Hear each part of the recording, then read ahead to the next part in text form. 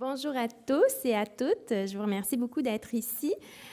Pour ceux qui se sont joints un petit peu après que Joanie ait commencé à parler, vous êtes supposé avoir un questionnaire comme ça qui vous a été, qui était sur les tables. Sinon, il y en a d'autres devant, si jamais vous n'en avez pas. Je vous invite à patienter. On va le compléter ensemble là, vers la fin de ma présentation. Donc, j'aimerais remercier le comité scientifique de l'OPDQ pour me permettre de présenter aujourd'hui et aussi le comité organisateur du congrès.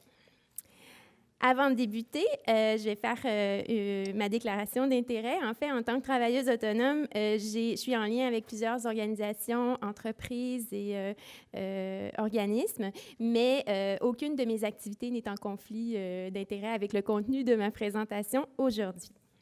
Donc, sans plus tarder, je vous présente les objectifs. Donc, qui sont le premier, de reconnaître la valeur et l'influence des perceptions sensorielles sur les comportements alimentaires. Le deuxième objectif est de considérer le plaisir comme étant l'allié d'une saine alimentation. On va faire un petit ménage dans les formes de plaisir alimentaire. Et le troisième objectif est plus pratique. Donc, vous allez pouvoir mesurer votre disposition à rechercher le plaisir épicurien à l'aide d'une échelle validée. Donc, le questionnaire qui vous a été distribué. Donc, je débute avec le premier objectif. J'ai commencé par une mise en contexte, un peu de l'environnement dans lequel on vit, et quelques notions de physiologie pour vous rappeler que le corps est une machine extraordinaire. Donc, le monde dans lequel on vit, il est assez riche en informations cognitives. Donc, par information cognitive, ici, j'entends manger avec sa tête. J'ai parfois l'impression que ça se passe beaucoup ici. Hein? Ce qu'il y a en bas, on n'en entend pas beaucoup parler. Alors, c'est de là mon intérêt pour les perceptions sensorielles. Donc, manger avec sa tête, information cognitive, qu'est-ce que je veux dire par là? C'est manger selon ses connaissances ou ses croyances. Et c'est chiffré, hein? C'est des kilocalories, des portions, des valeurs nutritives. Et par rapport à ça, il y a un sondage qui avait été fait pour le compte des producteurs laitiers du Canada où 40% des Québécoises disaient se sentir bombardées d'informations nutritionnelles contradictoires. Contradictoires sur l'alimentation, sur les saines habitudes de vie. Et on peut définir ça un peu comme une cacophonie d'informations qui viennent d'un petit peu partout. Et il y a des conséquences en ça. Hein, c'est pas anodin. Ça peut amener de la confusion chez le consommateur, de l'anxiété aussi. Donc, de manger correct, pas correct, et même du scepticisme. Alors ça, c'est des personnes, en fait, qui vont se mettre à ne plus rien croire parce qu'ils sont tannés de toutes ces informations contradictoires. Et ce que ça peut amener aussi, c'est à catégoriser les aliments comme étant bons ou mauvais. Hein? On est dans le correct, pas correct, dans le noir ou blanc. Et dites-moi, qu'est-ce qu'il faut manger? Hein? Ça. Je pense que cette question-là reflète bien cet état-là. Et j'aime bien la façon de dire du sociologue Claude Fischler qui dit que tout ça, ça peut mener à un certain désenchantement de l'alimentation.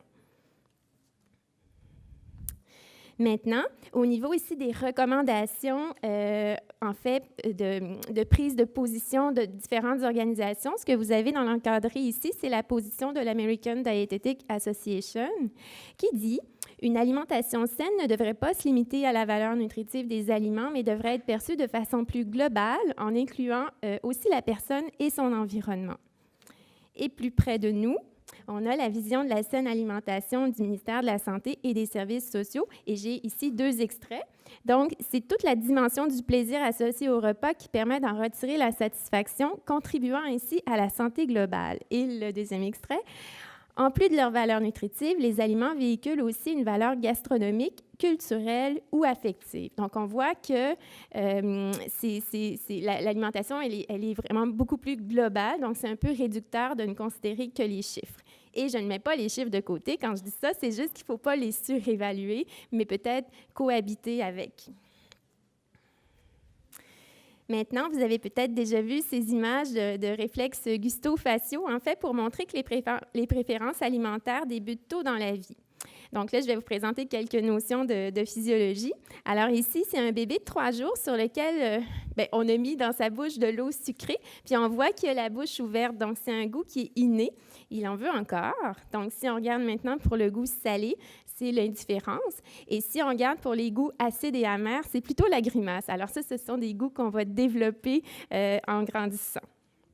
Maintenant, je vais m'attarder au sens du goût et de l'odorat. Bien sûr, on a 5 sens, mais on est un peu limité dans le temps. Alors, je vais m'attarder à ces deux sens-là.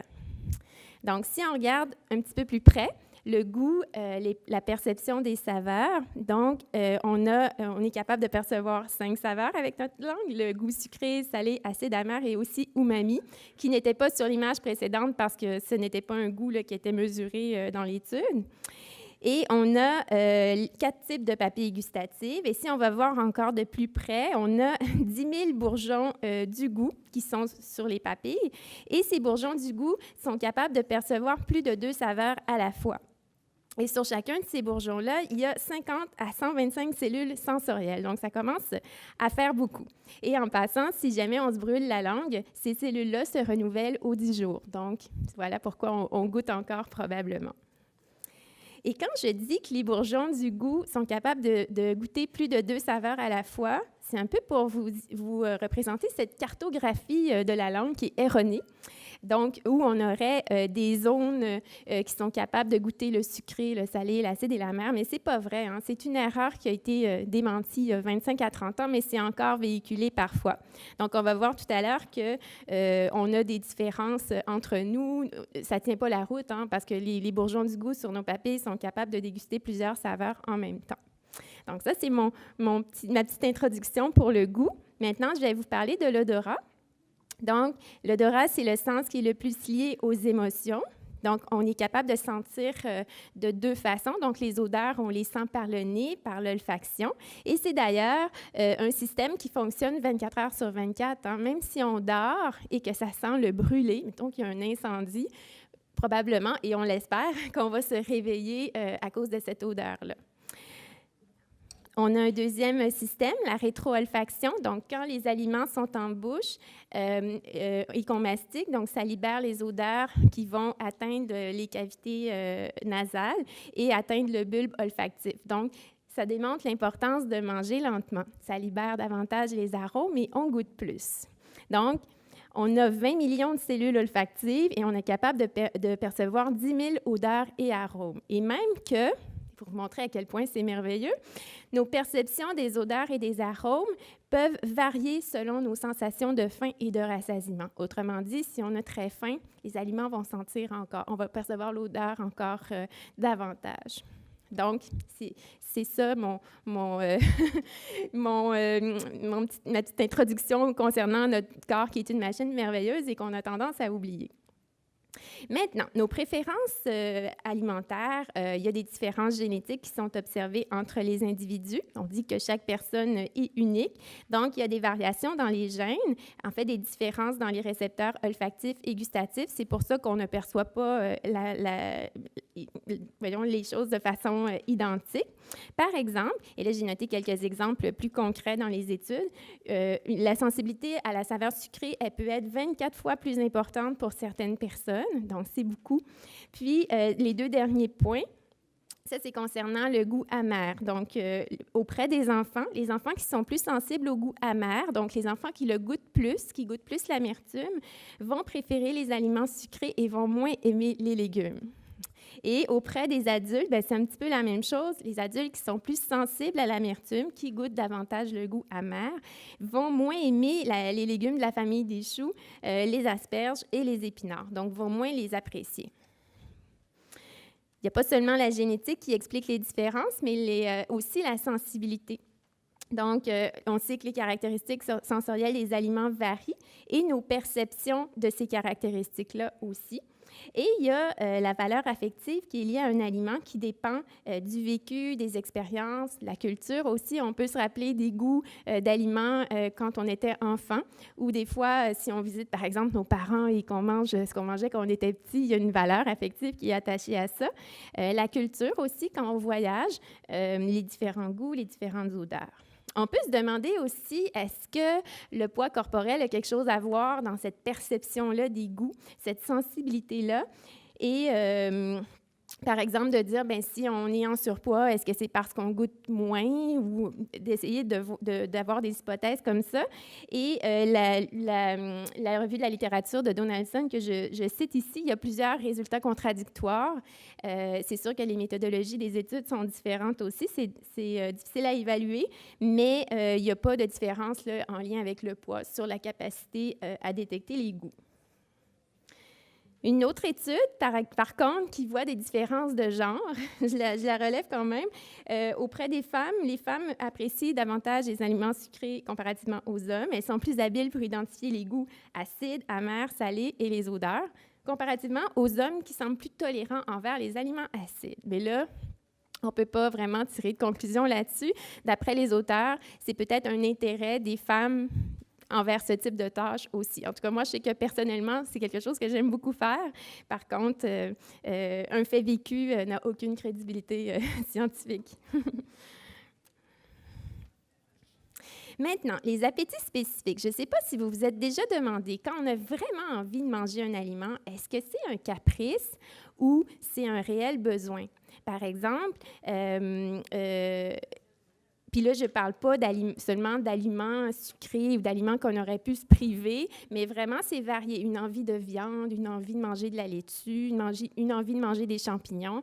Parce que les préférences et les aversions, elles semblent posséder une valeur homéostatique. Donc, si on se souvient bien, l'homéostasie, c'est la capacité d'un système à retrouver son équilibre. Donc, il y a des chercheurs, et encore là, je vous dis, c'est pas extrêmement solide, il n'y a pas des milliers d'articles, mais je trouve ça quand même très intéressant. Donc, qui voit que avoir envie de manger quelque chose, ça pourrait servir à combler une carence ou encore satisfaire un besoin nutritionnel. Si on regarde qu'est-ce que les quelques études qui l'ont étudié disent, par exemple, pour le goût sucré, avoir envie de manger sucré pourrait dénoter un besoin de glucides et d'énergie. Et les auteurs font référence, par exemple, aux enfants qui ont des petites réserves énergétiques et des grands besoins, donc qui ont un goût inné pour le sucré. Maintenant, pour le goût salé, donc ça pourrait vouloir dire avoir un besoin en certains minéraux ou acides aminés. Et je surveille la littérature sur le sujet. Maintenant, je vais terminer l'objectif 1 avec les avantages de la dégustation d'aliments. Donc, c'est en lien avec mes travaux de doctorat. Pourquoi on considère nos 5 sens, pourquoi on veut prendre le temps de goûter les aliments. En fait, il y a plusieurs avantages que je vais vous expliquer. Donc, d'abord, au niveau des enfants, un enfant qui apprend à utiliser ses sens pour déguster va avoir une diminution de sa peur de goûter des aliments nouveaux. Donc, cette peur-là, c'est la néophobie alimentaire qui survient là, aux alentours de 2 ans. Ensuite, une étude française observationnelle qui montre que ça permet de mieux satisfaire ses préférences alimentaires. Et quand on satisfait nos préférences alimentaires, bien, on est un mangeur plus heureux. Et ça permet de mieux reconnaître et respecter nos signaux de faim et de satiété. Évidemment, si on prend le temps de déguster, on va diminuer la vitesse d'ingestion aussi. Puis on peut se rappeler tout à l'heure la rétro-olfaction. Donc, ça permet de libérer les arômes et de mieux goûter et profiter du moment de manger. Ensuite, concernant la diminution de la désinhibition, ici, la désinhibition, c'est une perte de contrôle alimentaire, en fait, qui n'est pas liée à la faim, mais qui est liée à des stimuli externes autres que la faim. Donc ici, c'était une étude avec des femmes qui sont en restriction, en privation, et le fait d'avoir appris à déguster les aliments, à prendre le temps à utiliser ces 5 sens, ça a permis de diminuer ces rages alimentaires-là par la suite. Et finalement, autant chez les enfants que chez les adultes, ils sont capables de décrire objectivement un aliment. Et ce qu'on veut dire par là, c'est vraiment d'utiliser des mots de dégustation en lien avec la vue, l'odorat, l'ouïe aussi, la texture des aliments, plutôt que de considérer les aliments comme des lipides ou des calories, par exemple, parce que c'est quelque chose qu'on voit auprès des personnes qui sont en restriction cognitive. Donc, voilà pour ce premier objectif. Donc, je vais continuer avec l'objectif 2, qui est de considérer le plaisir comme étant l'allié d'une saine alimentation. Donc, on va faire un petit tour du côté du marketing sensoriel. D'abord, quand on parle de plaisir alimentaire, on devrait parler des plaisirs alimentaires parce qu'il y en a plusieurs. Donc ici, je cite les travaux de Marie Vattier.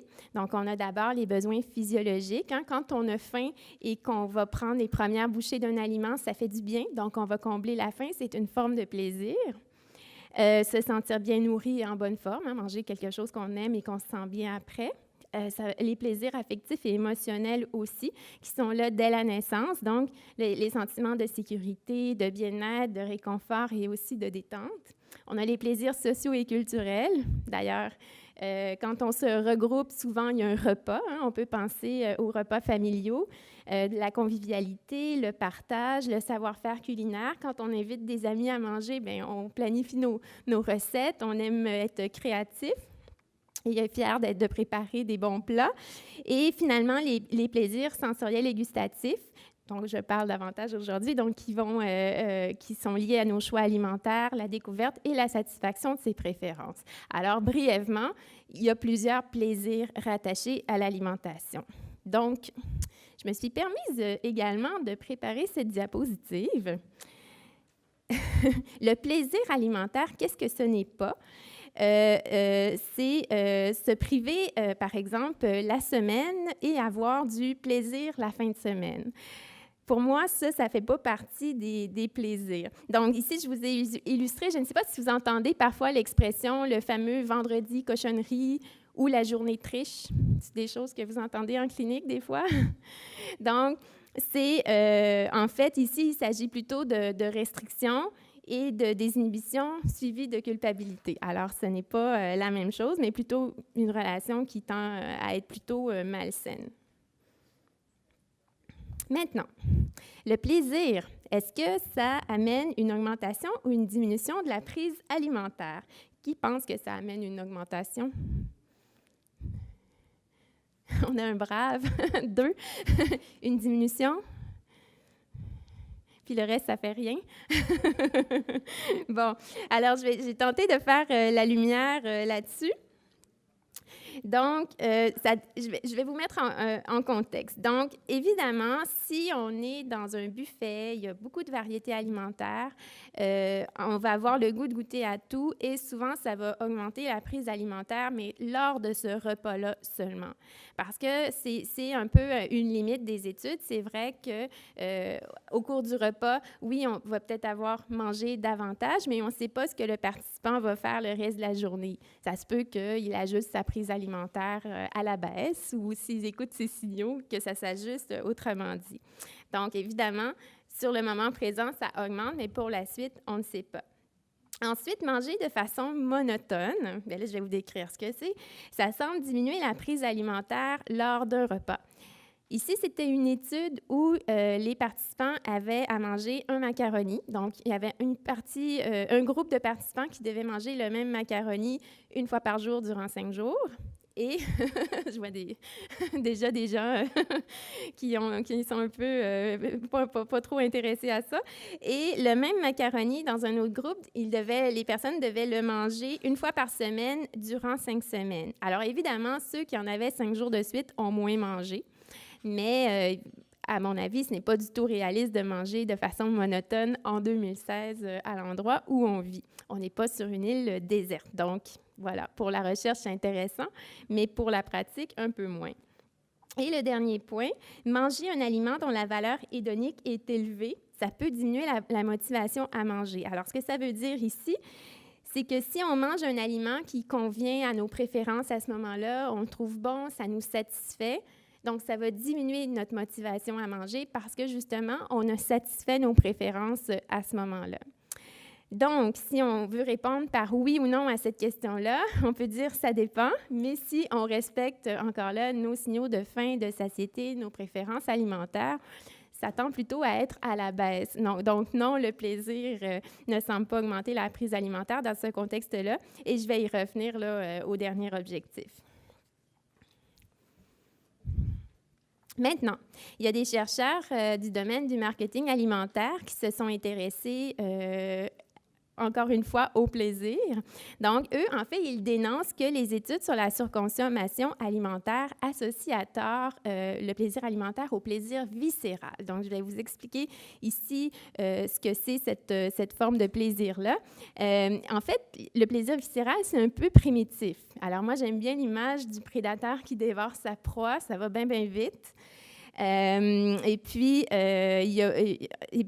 c'est aussi un plaisir là, qui est involontaire, donc qui va être aussi déclenché par des stimuli externes. Donc, ce n'est pas nécessairement parce qu'on a faim, mais ça peut être des émotions, du stress, et c'est vraiment une impulsion à court terme de manger. Donc, vous conviendrez que ce n'est pas un type de plaisir qui est très intéressant, le plaisir viscéral.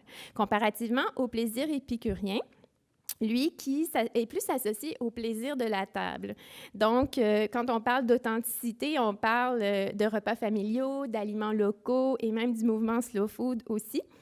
Puis, il y a une valeur sensorielle et symbolique qui est accordée à la nourriture et aussi des rituels. Par exemple, et ce n'est pas seulement relié aux aliments, mais ça peut être la vaisselle aussi.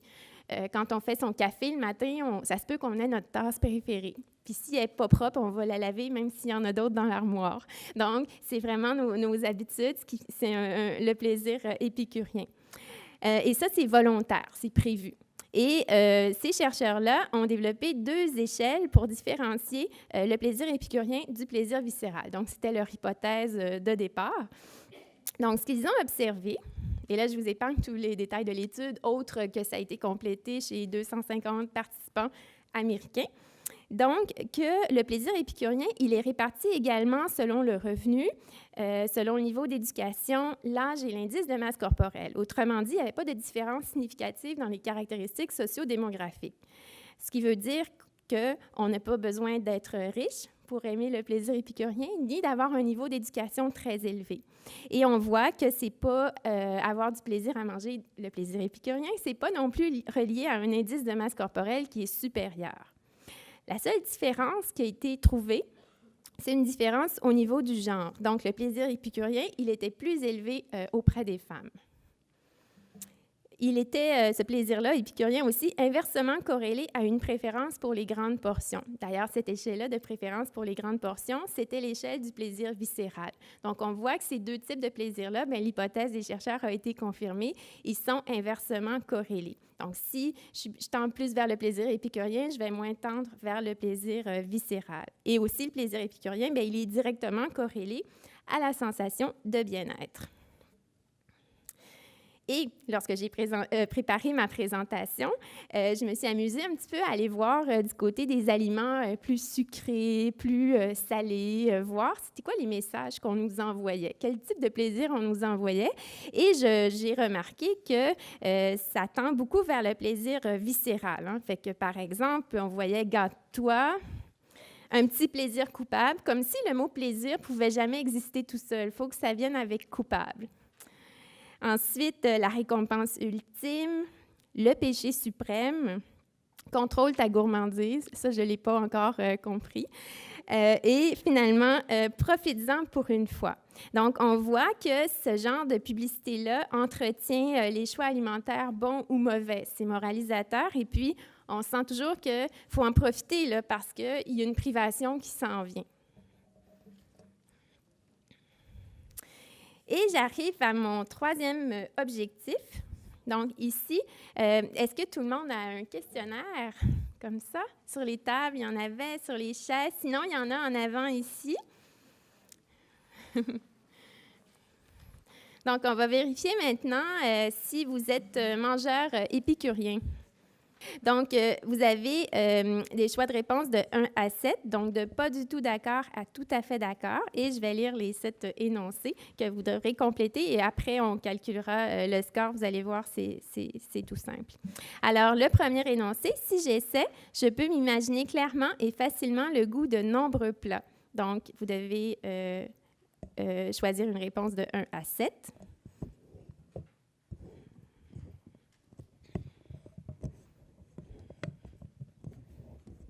Ensuite, le deuxième énoncé, mes amis disent de moi que je suis un gourmet. On pourrait dire un foodie aussi. Le troisième énoncé, la cuisine est un art majeur, tout comme la musique ou la peinture.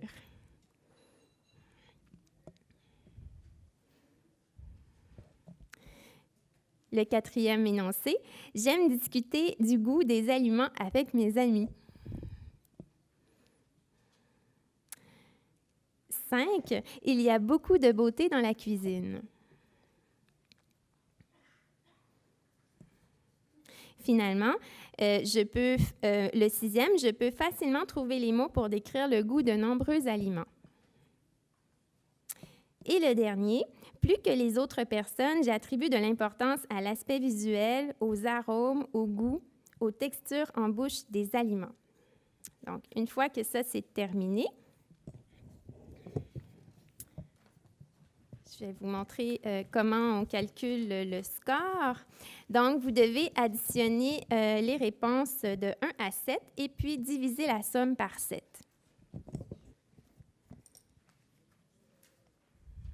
Est-ce que ça va? Donc, je vais poursuivre. Maintenant, qu'est-ce qui existe comme comparatif? Donc, dans l'étude, les participants américains, qui étaient 250, ont obtenu un score de 4,70. Ensuite, la moyenne de 57 nutritionnistes, bien ça, c'est des nutritionnistes québécoises, hein, c'est nous autres. C'est une formation de décembre dernier. On avait eu un score de 5,64. Et puis, j'ai mis mon score aussi, j'étais fière. Est-ce que quelqu'un a eu plus que moi? Yeah! Donc, voilà. Si jamais le sujet vous intéresse, vous pouvez aller consulter la page web des auteurs. Donc, vous pourrez compléter, à nouveau, l'échelle du mangeur épicurien, mais aussi l'échelle préférence pour les grandes portions pour mesurer votre plaisir viscéral. Et puis, les chercheurs là, vont, si vous êtes d'accord, vont prendre votre pays d'origine et tout ça pour tenter de faire des corrélations. Évidemment, les résultats que je vous ai présentés avant, c'est vraiment scientifique. Ça, ici, c'est peut-être plus pour s'amuser. Puisque c'est rempli là, sur une base volontaire. Donc, j'y vais avec la conclusion. Donc, ce qu'on doit retenir, donc, en plus des informations cognitives, donc tous les chiffres, donc l'importance de considérer nos perceptions sensorielles, puisque ça démontre des effets positifs sur les comportements alimentaires. Ensuite, concernant le plaisir épicurien, il est associé à une préférence pour les plus petites portions et un meilleur bien-être. Donc, c'est pas vrai que parce qu'on a du plaisir, on va manger davantage. Évidemment, c'est une seule étude, mais j'ai l'impression que ça va venir dans les prochaines années, là, des nouvelles études du genre. Et ensuite, est-ce qu'on pourrait s'inspirer davantage du plaisir épicurien dans nos interventions nutritionnelles? Ça ne veut pas dire qu'on ne le fait pas, mais essayer de pousser un petit peu plus. Et tout en sachant que les gens sont, et nous aussi, là, mais dans un monde où, même au niveau de la publicité, on est beaucoup dans un plaisir viscéral où on va comme un peu montrer à se restreindre. Et finalement, l'importance de considérer ses préférences alimentaires, de les reconnaître, de les satisfaire aussi. Alors, ça fait de nous des mangeurs plus heureux et ça améliore notre relation avec la nourriture. Et pourquoi pas des allégations sensorielles. Alors, ça, c'est quelque chose que j'ai vu lors d'un congrès en Suisse. Donc, au lieu d'avoir des allégations nutritionnelles, on a des allégations sensorielles. Comme par exemple, il y avait un boulanger qui était formé pour décrire toutes les odeurs de ses pains, les textures, sur les pommes, entre autres aussi. Je pense qu'ici aussi, c'est rendu comme ça davantage, hein, mais vraiment de décrire l'aliment au niveau des sens. Donc, je passe rapidement les références et on va terminer ça dans la mythologie grecque. Donc, ici, c'est une lettre d'Épicure à son disciple Ménécée qui dit « Le sage ne choisit nullement la nourriture la plus abondante, mais la plus agréable. » Voilà.